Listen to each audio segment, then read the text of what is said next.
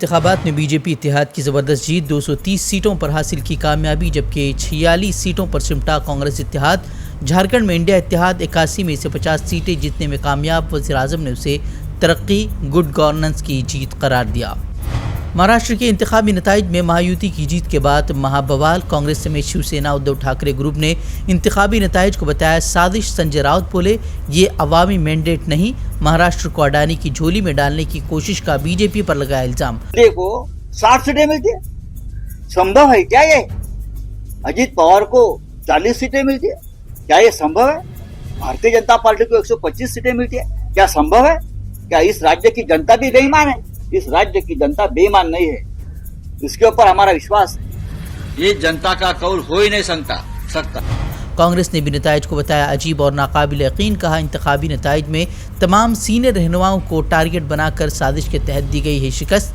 जयराम रमेश बोले, सबके बावजूद हमारे एजेंडे में नहीं होगी कोई तब्दीली। कांग्रेस पार्टी की एजेंडा में कोई परिवर्तन नहीं आने वाला है।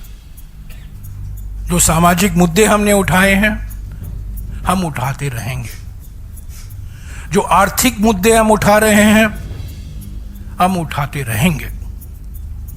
अडानी का मसला रहेगा, जाति जनगणना की मांग हम करते रहेंगे, संविधान की सुरक्षा के बारे में जो कदम उठाने हैं हम उठाते रहेंगे, उसका जिक्र हम करते रहेंगे।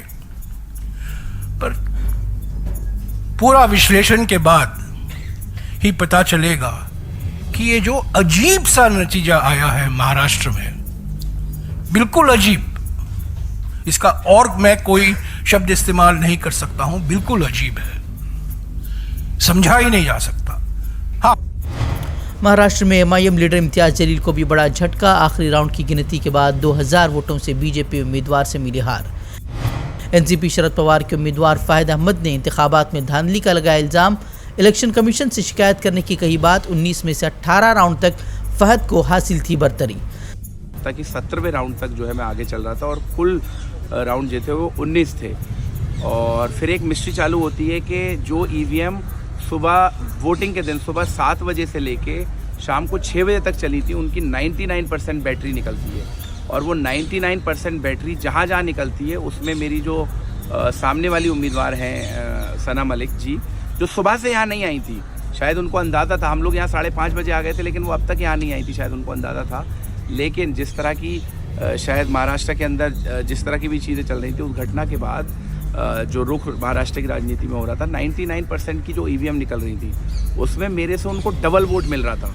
और बूथ पे वो मुझसे पीछे चल रही हैं, लेकिन जैसे ही कोई भी ईवीएम खुलती है जिसमें 99% बैटरी है, उस ईवीएम को कहीं ना कहीं किसी ना किसी तरीके से उसमें डबल ट्रिपल का मार्जिन सना मलिक जी लेके चल रही हैं। ये बहुत ही चिंता का विषय है। ज़मीनी इंतखाबात के बीच सामने आए नताइज, पंजाब में 3 सीटों पर आम आदमी पार्टी तो 1 पर कांग्रेस काबिज, बीजेपी का नहीं खुला खाता। मगरबी बंगाल में भी 6 सीटों पर ममता बनर्जी की टीएमसी ने किया क्लीन स्वीप। कर्नाटक में कांग्रेस का जबरदस्त परफॉर्मेंस, तीनों ही सीटों पर कांग्रेस उम्मीदवार बड़े मार्जिन से फतहयाब।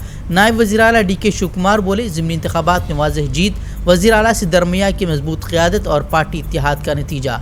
यूपी में बीजेपी ने 9 में से 7 सीटों पर दर्ज की जीत। कुंदर की सीट पर दोबारा इंतखाबात के लिए समाजवादी पार्टी का अदालत से रुजू करने का फैसला, कहा वोटिंग के दिन पुलिस बीजेपी के हक में कर रही थी काम। सोशल मीडिया पर मुस्लिम वोटरों को वोटिंग से रोकने की कई वीडियोज हुई थी वायरल। हम बार बार यही मांग करते हैं कि चुनाव दोबारा कराया जाए और सैनिक बलों की देख-रेख में चुनाव कराया जाए। हमें पुलिस के ऊपर कोई यकीन नहीं है, कोई विश्वास नहीं है बिल्कुल भी, और उसके बाद दोबारा चुनाव करा लें, दूध का दूध पानी का पानी सामने आ जाएगा। दिल्ली में बढ़ती फ़ज़ाए आलूदगी के रोकथाम में नाकामी पर दिल्ली हाई कोर्ट ने हुकूमत और अफसरों को लगाई सख्त फटकार, कहा सिर्फ मुफ्त की चीज़ें तकसीम करने से नहीं होगी शहर की तरक्की। ज्ञान वापी मस्जिद के वज़ूखाने के सर्वे के लिए पिटीशन पर सुप्रीम कोर्ट का इंतज़ामिया कमेटी को नोटिस, 17 दिसंबर तक जवाब दाखिल करने की हिदायत। मुस्लिम फ़रीक ने अर्जी को करार दिया नाकाबिल समात। वज़ूखाने के हाउस में शिवलिंग के दावे के बाद सुप्रीम कोर्ट ने ही उसे सील करने का दिया था हुक्म। मौलाना सज्जाद नौमानी के खिलाफ बीजेपी से वाबस्ता मुस्लिम लीडर ने दिल्ली पुलिस में दर्ज की शिकायत। मौलाना पर बीजेपी से वाबस्ता मुसलमानों के बाइकआउट की अपील करने का किया दावा।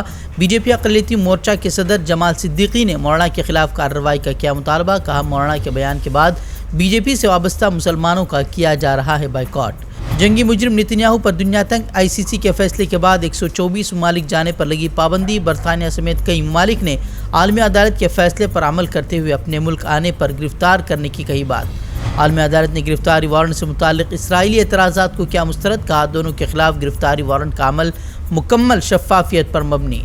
जंगी मुजरिम पर आईसीसी के फैसले का कोई असर नहीं। गजा और लिबनान पर आज फिर शदीद बमबारी। गजा में 19 फ़लस्तीनी शहीद, जबकि लिबनान में भी दर्जनों हलाकतें। लिबनानी वजारत सेहत ने कहा जानबूझकर तिब्बी अमले को निशाना बना रही है सहयूनी फ़ौज।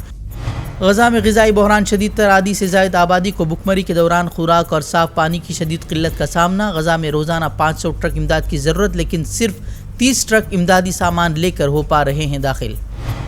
हिज़्बुल्लाह का इसराइल के अस्करी ठिकानों पर कामयाब हमले का दावा। 3 फौजी अड्डों और 2 इसराइली बस्तियों को ड्रोन से बनाया निशाना। रूस यूक्रेन जंग खतरनाक मोड़ पर, रूसी सदर का बड़े पैमाने पर हाइपरसोनिक मिसाइल बनाने का हुक्म। यूक्रेन पर गुज़िश्ता रोज़ ही रूस ने किया था मिसाइल हमला।